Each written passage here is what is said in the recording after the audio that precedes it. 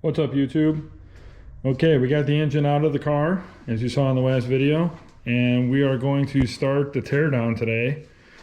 I don't really have to go all the way down to nothing. I'm just going to drain the oil, get it flipped over, pull the pan, and really the main thing is check the bearings.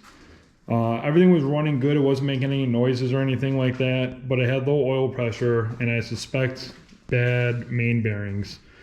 So we're gonna get you guys set up on a tripod and start tearing this thing down some.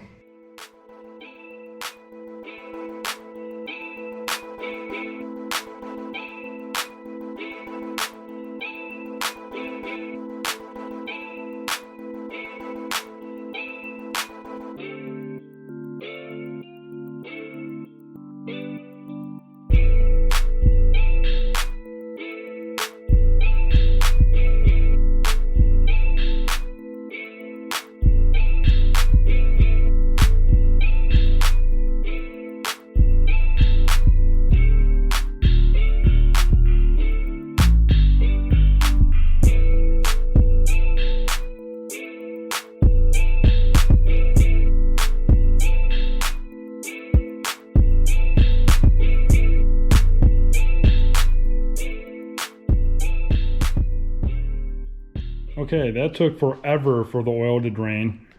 Probably 20 minutes, maybe even a little bit more.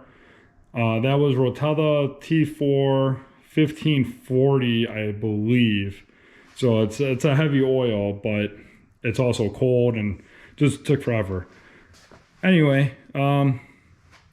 so far this doesn't look too bad. There is some stuff, I don't know if you'll be able to see in the pickup. Not terrible. However, the pan, not so great. I'm gonna pull this kind of baffle tray off and see. It looks pretty sludgy down there, and there's some stuff you can see here. I don't really know what this is, but we're gonna take it apart and find out. Like I said, I want to pull the pickup tube off, pull the windage tray off, and check at least a couple bearings, if not all. So let's get back into it.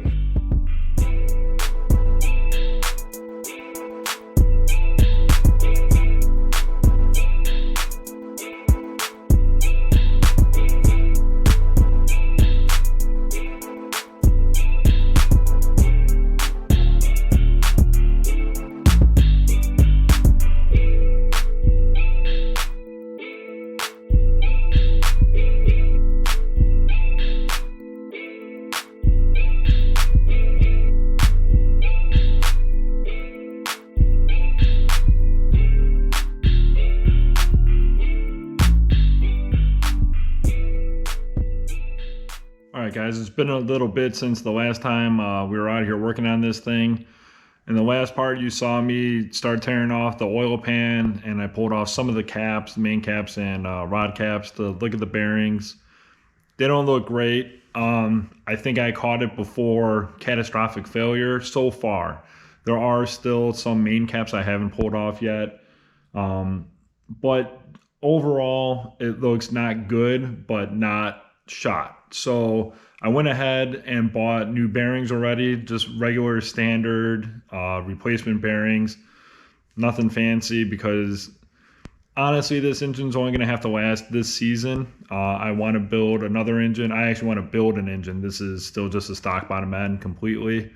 So I want to do something with rods and pistons. I probably also want to go to aluminum block to save the weight, because the car is pretty heavy.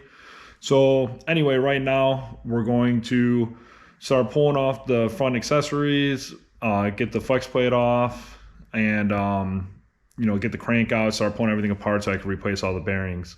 So I'm gonna move you guys around again, get you set up, and we'll get to work.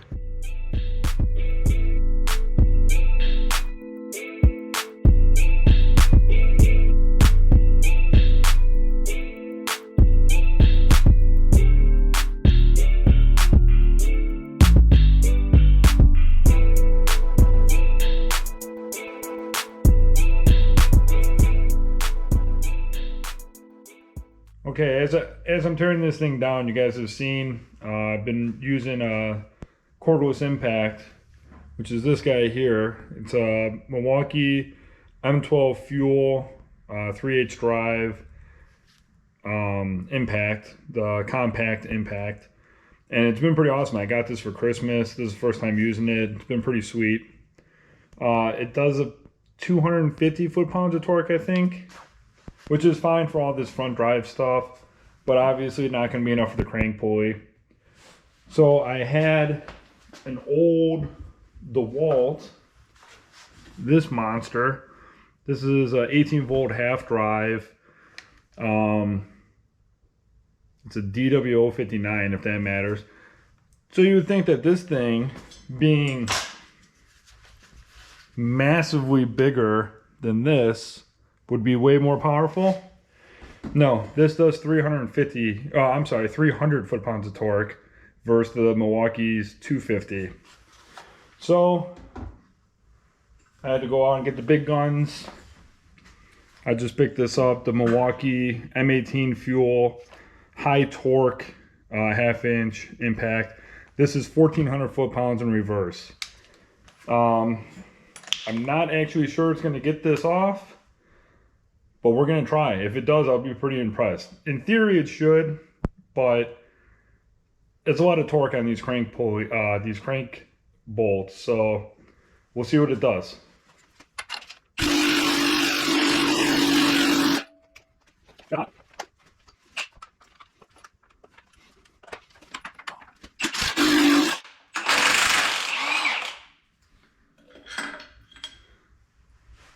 That's pretty nuts. I'm impressed by that.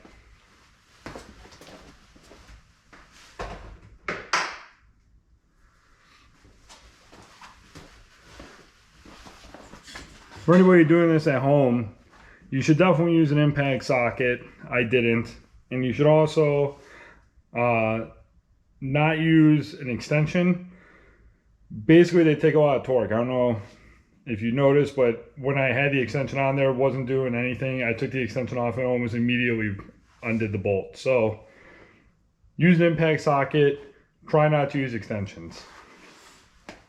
All right, guys, more time has passed again, unfortunately. So I think in the last clip, I had gotten a new impact gun to get the crank pulley bolt off. That thing was freaking amazing. I should have bought one of those a long time ago. I probably didn't need to do it, but any excuse to buy tools. After I got that off though, I discovered that I don't have the correct harmonic balancer puller. I only have like the 3-jaw style crank pulley puller. So I couldn't get the damper off, which is the next thing I have to do. So I started working on the Supra actually, which is why all this stuff is all weighed out. This is a lot of the fuel fittings and stuff for that. Hanger with a pump, all that good stuff, and trans fittings. But for my car, I bought an OTC puller set. If I could get it open.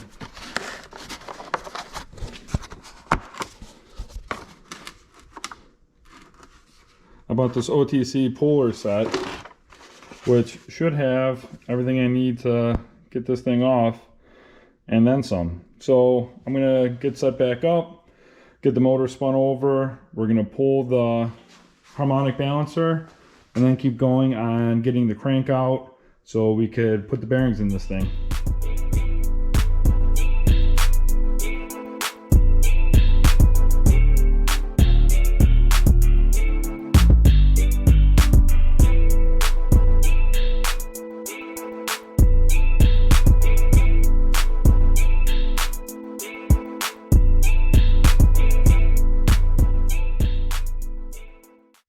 Okay, before I went out and got more bolts, I did a little bit of reading, and I think I'm supposed to remove 3 of these Torx bolts.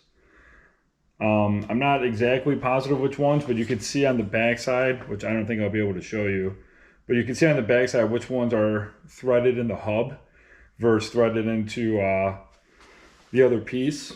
So I'm going to try to remove those and check the bolts and see if that grabs better. That is also pulling on the hub itself rather than kind of pulling on the AC pulley, which I don't even know why I have it on there, and then pulling on this, which is pulling on the hub. So that way you're directly pulling the hub.